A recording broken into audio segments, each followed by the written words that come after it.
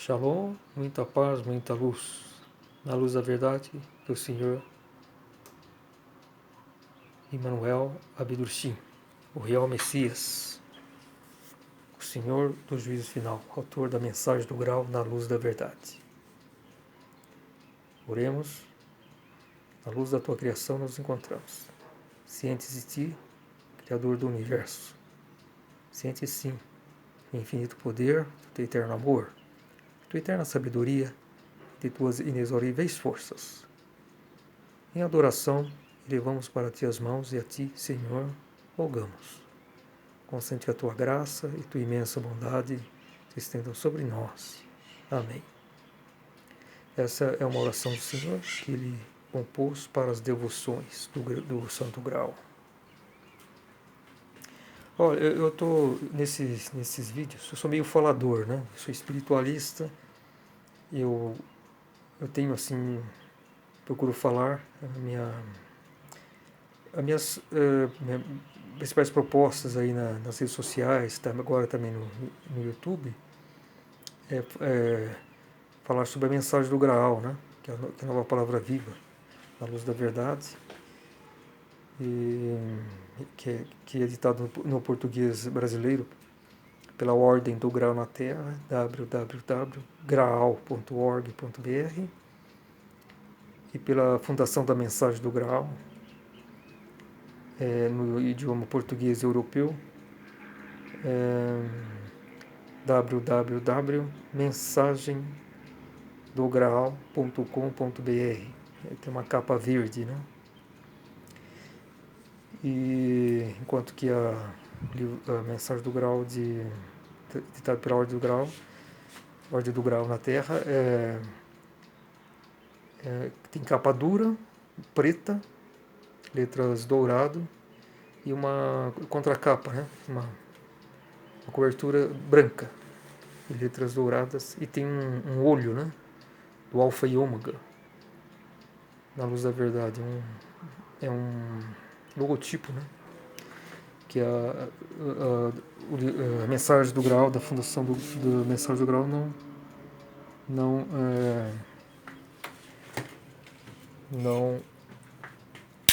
imprime isso, essa marca. Vou mostrar aqui. Esse aqui é o segundo volume. Eu coloquei Deus aí, né? Porque é uma obra de Deus, pessoal de Deus. Na luz da verdade, capa verde.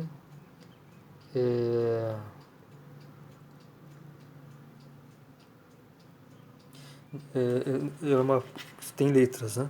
Só letras. Enquanto essa daqui é uma edição, então, é da Ordem do Grau na Terra. Eu também coloco Deus, né? Que é uma obra pessoal de Deus. E tem esse logotipo aqui, né? De um olho, Alfa e Ômega, da cobra mordendo o rabo, né? Vamos dizer assim, formando um círculo. Isso aí é com capa dura, né? Eu comecei a ler a mensagem do Grau em 1984.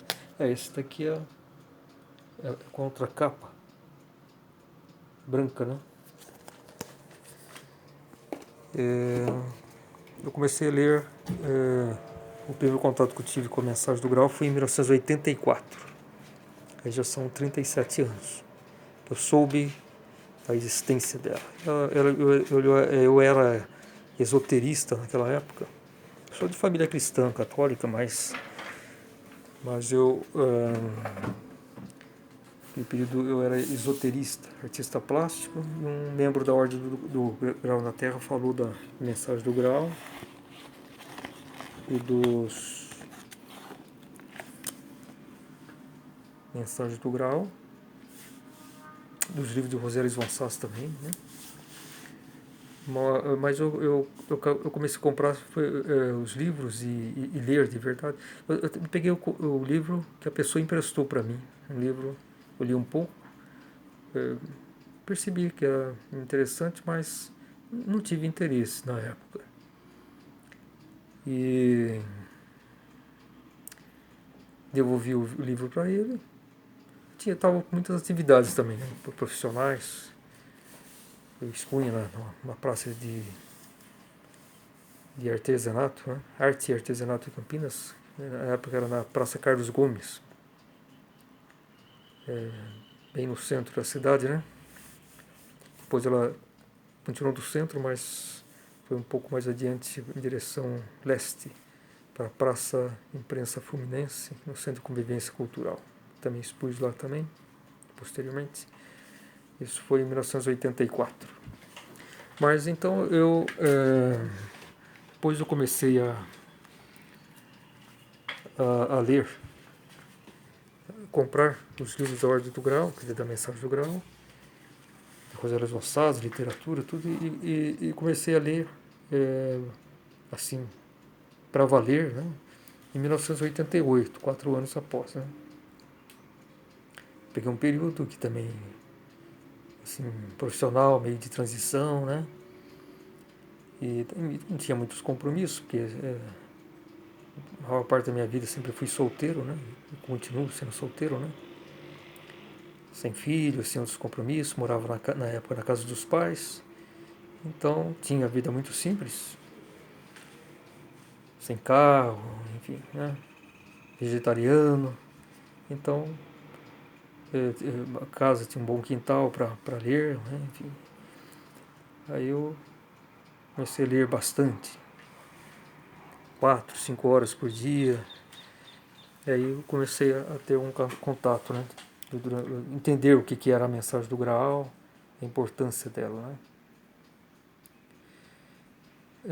Então eu conheço a mensagem do Graal.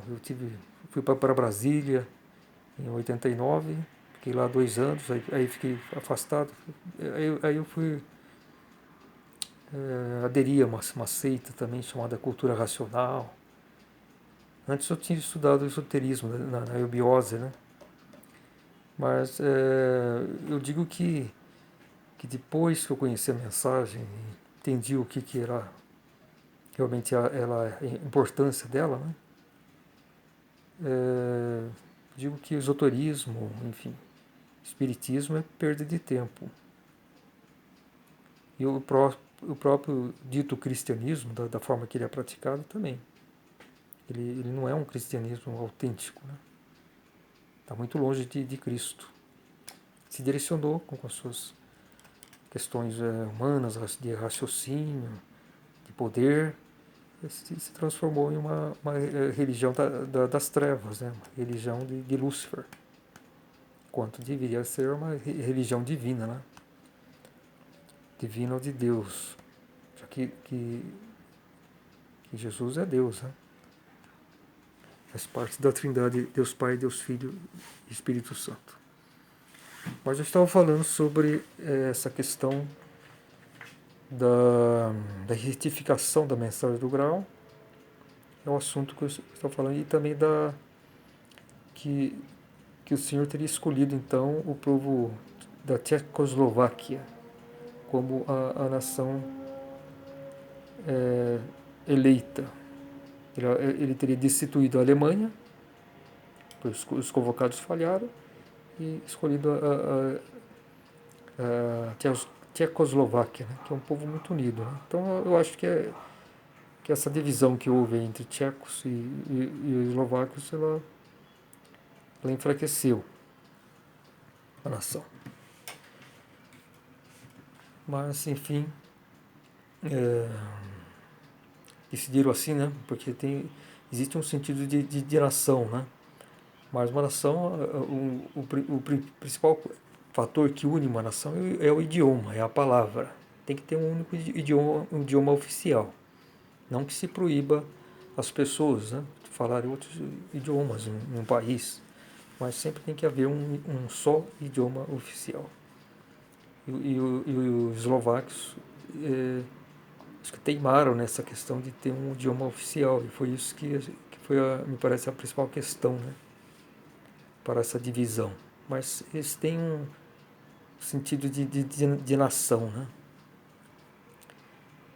E, enfim, eu espero que novamente eles se unam, né? E é interessante que quando eu era criança, na época, lá uns 10 anos, que me lembro quando comecei na escola, enfim, Entrei um pouco tarde na escola com 9 anos, 3 anos mais tarde, né? E a mãe achava, achava que era muito prematuro colocar a criança muito cedo, né? Enfim, ela tinha os receios e me colocou com 9 anos. E, por sinal, eu não gostei nada dessa história, né? Acho que eu perdi, eu queria aprender, né? Enfim. Mas foi isso a minha trajetória. E então vamos falar sobre essa questão de que a República Tcheca e a Eslováquia seriam o povo eleito. E eu atentei essa questão recentemente, acho que foi mais ou menos no final de 2020, comecei a conversar mais com pessoas lá da Tcheca, né? República Tcheca e da Eslováquia, nas redes sociais. E talvez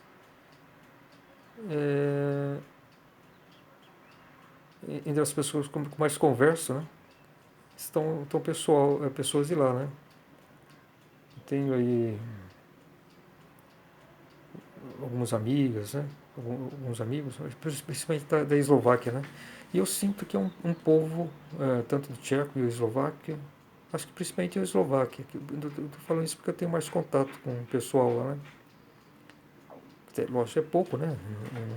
Não tenho domínio do idioma, nunca estive lá, mas eu sinto que é um povo que está ligado espiritualmente, por causa da sua simplicidade, pelos seus problemas políticos que passaram, né? A opressão da Guerra Fria, né?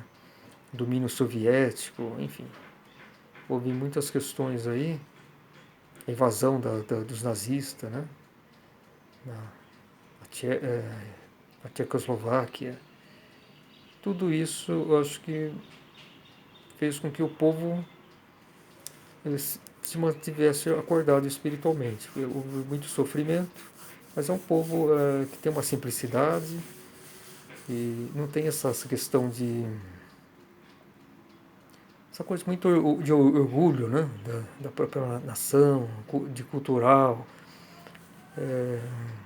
Então eu não sinto isso nos outros povos da Europa e no mundo inteiro.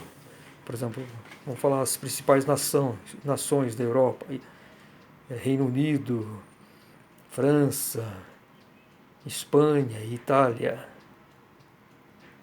São povos que têm culturas, são ricos, né? São extraordinários, vamos dizer assim, né? Mas estão focados em quê? Em questões políticas, sociais, culturais, vamos supor, num sentido nacionalista muito forte, nacionalista, e deixando de lado a espiritualidade, né? A espiritualidade tem que ser o foco de tudo, né? Da nossa vida, né? E eu sinto que tanto os tchecos como os eslovacos estão despertos espiritualmente, devido a essas qualidades, né? Humildade, simplicidade, o sofrimento que eles passaram.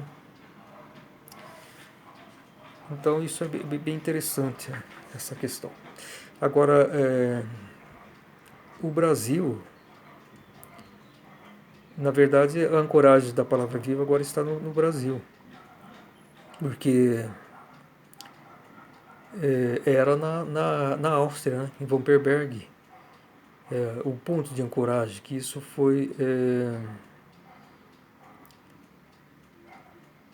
ele existiu, foi feito na época quando se soube pela primeira vez que haveria um juízo final. É claro que o juízo final, assim, no sentido espiritual divino, é aquele término de uma civilização planetária, daquele término daquele período que os germes espirituais, enfim, as almas foram encarnadas naquele planeta, e aquele prazo destinado para que todos esses espíritos alcancem a autoconsciência e retornem para o paraíso, né? Então a Terra foi um dos 7 planetas de cada sistema universal. O sistema universal da Terra é Éfeso, chamado Éfeso. Éfeso é o nome de um grande ideal, que é o Senhor, vamos dizer assim, Senhor, letras minúsculas, um servidor de Deus,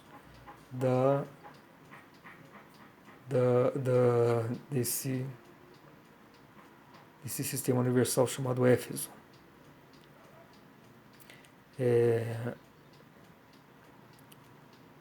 Esse universo visível dos astrônomos é apenas uma pequena parte dessa esfera imensa, Éfeso. Porque esse universo visível está relacionado com a posição que nós estamos, né? E o que está à nossa volta, né? Que é a questão da velocidade da luz e conforme a velocidade da expansão universal, até onde que se forma o círculo em volta, a esfera que a luz alcança, vamos dizer assim. Mas essa fronteira não existe na realidade. É apenas dependendo do ponto onde nós estamos.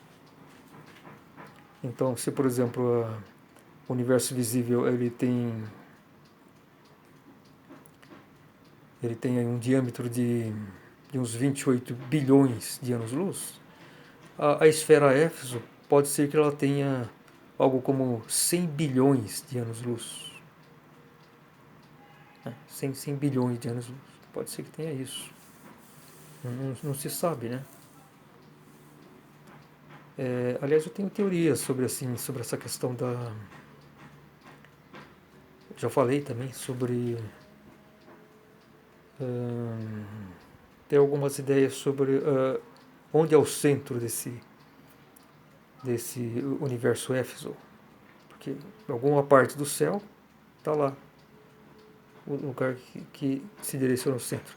Isso eu penso, teria que fazer essa medição em todos os pontos do céu principais, né? Tem o norte, zênite, nadir, leste, oeste, sul e norte, enfim. Para tentar ver essa distância, o raio, né, do universo, que foi medido de 13,7 bilhões de anos-luz. O local que estiver mais próximo a esse centro, esse raio ele tem que ser maior. Vamos supor. Vamos dar um exemplo. Se no zênite, exatamente no zênite, está o centro dessa esfera Éfeso, esse raio, estou falando teoricamente, ele teria que estar maior do que no nadir, que seria o oposto. Vamos supor que o raio do universo no zênite seja de 14 bilhões de anos-luz, no nadir teria que ser menor, de, vamos supor, 13 bilhões de anos-luz. Estou falando só para ter uma diferença. Essa expansão é muito lenta, né? Por quê? Porque quanto mais rápido a expansão, a luz viaja, alcança mais rápido e ela se torna... E mais rapidamente os astros que estão nesse limite, eles saem da visualização, vamos dizer assim, né? Então essa é uma forma de... Eu acredito que se fizer essa medição no céu, vão se perceber diferenças, né? Então a parte que tiver um raio maior significa que está mais próximo do centro. Por quê? Porque a partir do centro a expansão ela vai com um ritmo menor, e conforme vai se distanciando, ela vai aumentando a velocidade da expansão. Então, numa esfera, vamos supor, que no caso é Éfeso, as galáxias, enfim, quanto mais próximo o centro, ela está com uma expansão muito mais lenta. Conforme vai se distanciando, a velocidade vai aumentando. E aumentando a velocidade de expansão, a luz alcança esse limite mais rapidamente. Ela alcança mais rapidamente. Então, porque o nosso universo visível está em algum ponto dessa esfera. É como se, eu imagino, essa esfera Éfeso de cada superuniverso, é como se fosse um aglomerado globular de estrelas, que ele é uniforme, né? Um aglomerado globular tem aí uns milhões, geralmente dezenas de milhões de estrelas, né? Mas são bem próximas, né? E mais antigas. Eu acho que teria essa forma. Só que ao invés das estrelas, teriam galáxias, principalmente o componente principal seria de universo, enfim, são as galáxias. Mas ele poderia ter aí se estima que existiriam no universo visível 100 bilhões de galáxias, né? A Via Láctea é uma das galáxias, né? Mas nesse sistema Éfeso pode existir 2 trilhões de galáxias. Mas eu estou fazendo uma pequena reflexão sobre o sete sistemas, né, universais que são desconhecidos, né? E os nomes deles é Éfeso,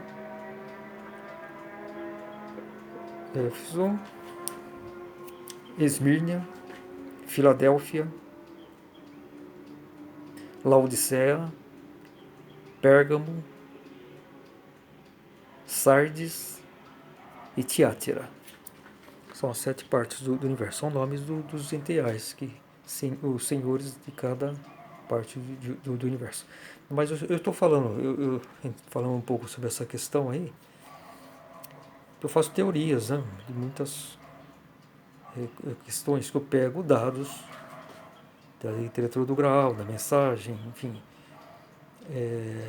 de toda a obra que se originou da atuação do Espírito da Verdade, Messias e Manuel Abedursim aqui na Terra.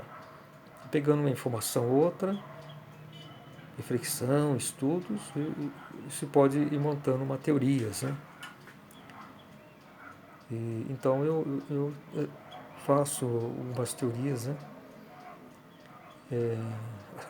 As principais, né? Até vou falar um pouco das minhas teorias, que eu já falei um pouco em vídeos anteriores, também na página do Facebook.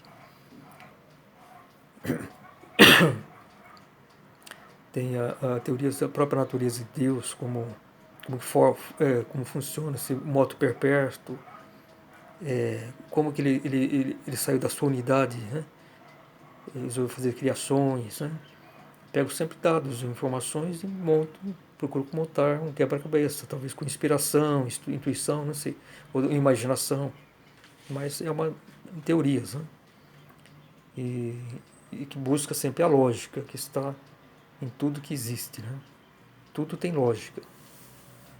Deus tem lógica, tudo tem explicação. Agora, nós temos nossos limites, né, humanos, mas enfim, através da mensagem do Graal e dessa obra maravilhosa, podemos ter muitas informações, pontos e poder construir também pensamentos e teorias. Tem a questão de Lúcifer também, né? O motivo que ele alterou sua missão e por que ele falhou ao tentar, quer dizer, sua missão junto à humanidade, uma missão de amor, mas que ele alterou para uma severidade fora dos padrões do amor de Deus, né? Então, toda essa questão de Lúcifer, qual o motivo de que falhou, qual o motivo essencial, né? E como que foi essa questão, qual o destino dele, né? Todas essas coisas também é um motivo das minhas reflexões, né? Os 7 universos, eu aprecio, né? Eu gosto de astronomia, sou astrônomo amador, né? Tem a questão também sobre a estrela o grande cometa, né? A estrela do juízo final. Tem essa questão do Nibiru, que também eu penso que seja possível a sua existência. E talvez ele seja o grande cometa. E é um cometa que foge das... planeta cometa, né? Que foge das leis físicas, né? Porque é da mesma espécie da estrela de Belém. Não pode-se dizer que é a volta da estrela de Belém.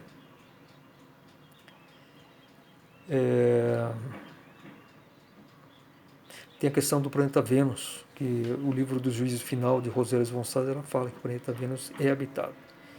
E como que pode ser habitado se a ciência diz que a temperatura da superfície de Vênus é de 470 graus centígrados, ou seja, 32 vezes superior à temperatura média da Terra, que é de 15 graus. Então, uma coisa tem errado, né? E eu faço uma teoria também, comparando a atmosfera da Terra, o albedo, né, quanto que reflete de luz que incide no planeta, quanto que absorve, analisando as condições de cada planeta, características, porque em Vênus existe o efeito estufa, mas o efeito estufa, ele pode, isso é uma reflexão, pode dar, no caso comparando a atmosfera de Vênus e da Terra, um acréscimo de 50%, mas não de 32 vezes, né, na temperatura. Tem que ver as condições, que em Vênus não existe gelos, né, geleira, né, por causa do efeito estufa faz com que a temperatura fique muito uniforme, né, com mínimas amplitudes térmicas.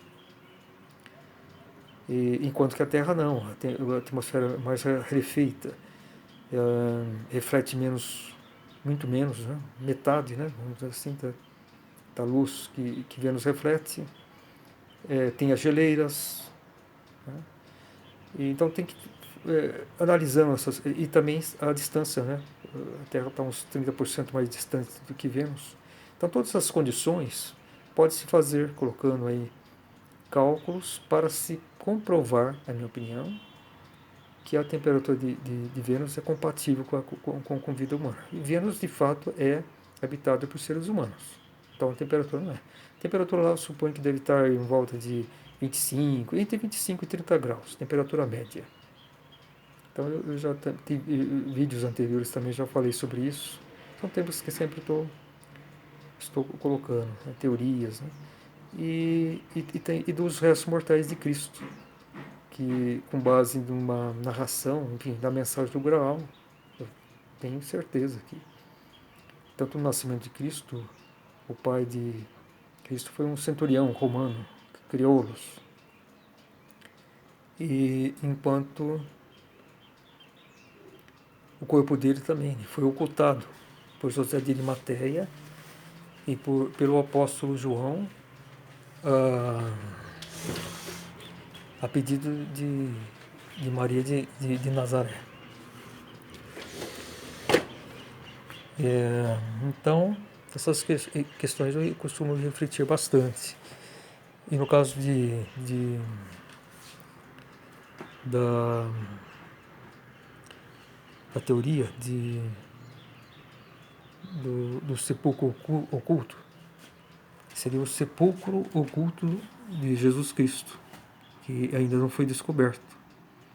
Eu fiz essa teoria também, já tem 10 anos, de que no fundo da caverna direita do Calvário de Gordon,